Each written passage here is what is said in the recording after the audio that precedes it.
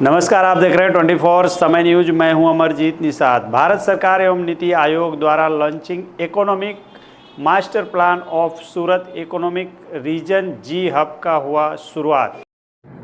सूरत के डुम्बज विस्तार Marriott TGV hotel में भारत सरकार एवं नीति आयोग द्वारा launching economic master plan of Surat economic region G hub का शुरुआत भारत देश के गुजरात राज्य के मुख्यमंत्री भूपेंद्र भाई पटेल एवं केंद्रीय जल शक्ति मंत्री CR पाटिल सहित अन्य राज्य मंत्री और सांसद नगर सेवक की उपस्थिति में किया गया।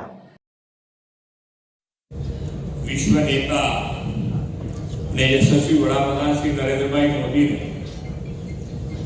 सतत ત્રીજી વાર દેશનું શાસન દાયિત્વ સોંપીને લોકોએ વિકસિત ભારતનો સંકલ્પ સાકાર કરવાની દિશાને વધુ ગતિ આપી છે। શ્રી નરેન્દ્રભાઈના સફળ શાસનકાળમાં ભારત વિશ્વની 5મી મોટી આર્થિક તાકાત બન્યું છે। હવે ત્રીજી ટર્મમાં તેમણે ભારતને ત્રીજી આર્થિક તાકાત બનાવવાનો સંકલ્પ કર્યો છે। આ માટે દેશના રાજ્યોના વિવિધ ચોક્કસ વિસ્તારોમાં આર્થિક, સામાજિક, ઔદ્યોગિક એમ સર્વાંગી વિકાસને વેગ આપવા जी हब ग्रोथ हबનો નવતર વિચાર તેમણે આપ્યો છે।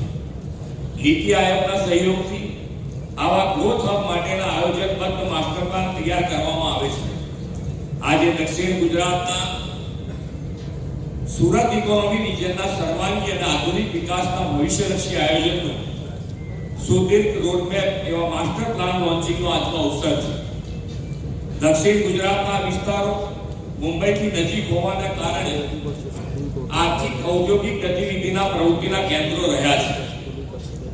1960 જ્યારે ગુજરાત મહારાષ્ટ્રથી જુદું પડીને અલગ રાજ્ય બન્યું ત્યારે લોકો કહેતા કે માત્ર દરિયો, રણ અને ડુંગર ધરાવતું ગુજરાત શું વિકાસ કરવાનું હતું।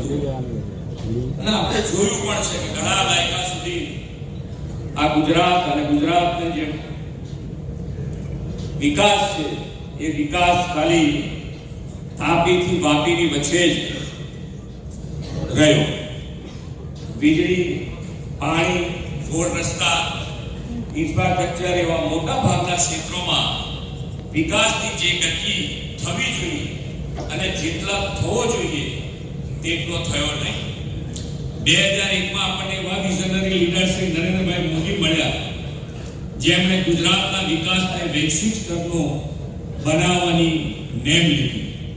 પાછલા દાયકાઓનો ગુજરાતનો વિકાસ અને 2001 થી અઢી દાયકાનો વિકાસ એ બંનેને જોઈએ તો વિકાસ કેવો હોય, કેટલા સ્કેલનો હોય, કેટલી ગતિનો હોય તે શ્રી નરેન્દ્રભાઈના નેતૃત્વને માં આપણને સ્પષ્ટ દેખાઈ આવે।